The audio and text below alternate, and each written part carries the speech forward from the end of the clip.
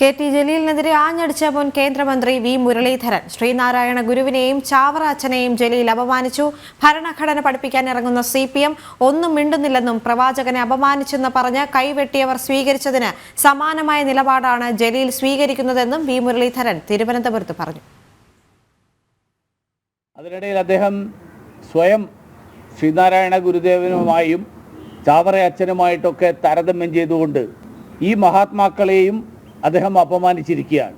ഈ തരത്തിലുള്ള ഒരു പ്രസ്താവന പുറപ്പെടുവിച്ചതിന് ശേഷവും മാർക്സിസ്റ്റ് പാർട്ടിയും CPM-ഉം മാർക്സിസ്റ്റ് പാർട്ടിയും സർക്കാരും അല്ലെങ്കിൽ CPM-ന്റെ നേതാക്കന്മാർ അവരാരും ഈ കാര്യത്തിൽ ജലീലിൻ്റെ നിലപാടുകളെ തള്ളിക്കളയാനോ ജലീൽ നടത്തിയിട്ടുള്ള പ്രസ്താവനയോടുള്ള വിയോജിപ്പ് പ്രകടമാക്കാനോ ഇതുവരെ മുന്നോട്ട് വന്നിട്ടില്ല.